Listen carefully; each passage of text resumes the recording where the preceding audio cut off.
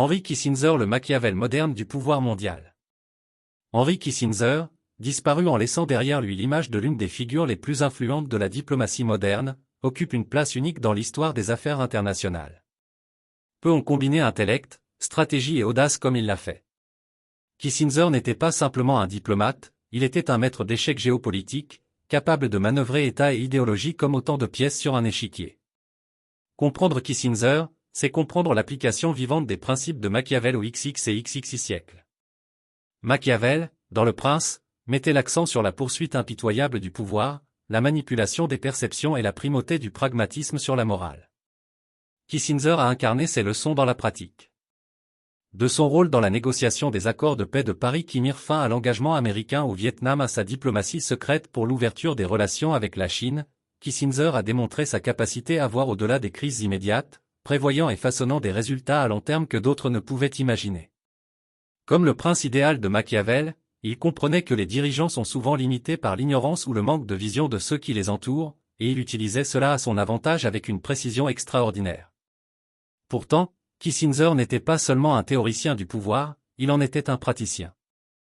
Si certains critiques l'ont qualifié de criminel pour son implication dans des politiques controversées, telles que les interventions américaines au Chili ou le soutien à certains régimes militaires, il est difficile de nier la brillance de sa pensée stratégique. Dans un monde peuplé de politiciens maladroits et de dirigeants réactifs, Kissinger se distinguait comme un homme capable d'anticiper les mouvements des nations comme s'il jouait une partie d'échec mondial.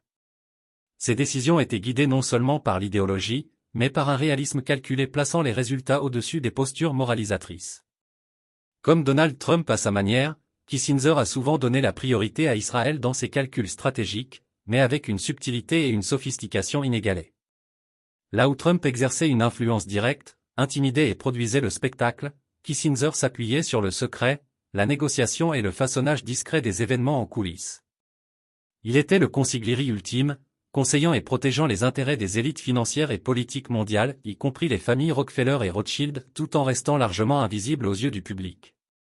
Son influence dépassait de loin tout poste qu'il occupait officiellement, façonnant non seulement la politique étrangère américaine, mais la géopolitique mondiale pendant des décennies. L'une des qualités déterminantes de Kissinger était sa longévité en tant que penseur.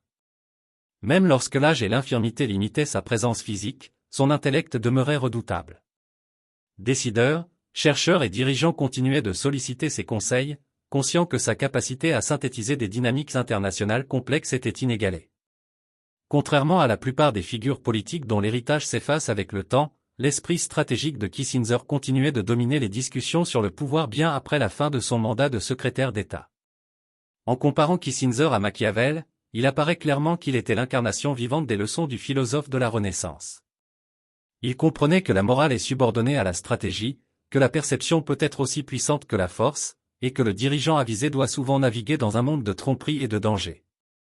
Pourtant, Kissinger a apporté au principe de Machiavel quelque chose d'unique, la capacité d'opérer dans un monde globalisé et hyperconnecté où l'information, la finance et la diplomatie s'entrecroisent de manière inédite. Si Machiavel était le théoricien du pouvoir, Kissinger en fut le praticien accompli. Reste à savoir si le monde verra un jour un autre esprit du calibre de Kissinger.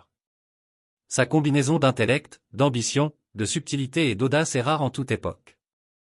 À une époque où la politique est souvent dominée par le spectacle, le populisme et la pensée à court terme, l'émergence d'un autre véritable stratège géopolitique de l'envergure de Kissinger semble improbable. L'histoire pourrait se souvenir de lui à la fois comme d'un génie et d'une figure exemplaire, un homme qui maîtrisait le pouvoir non pour la gloire, mais pour l'influence, façonnant le destin des nations avec la logique tranquille et inexorable d'une grande partie d'échecs.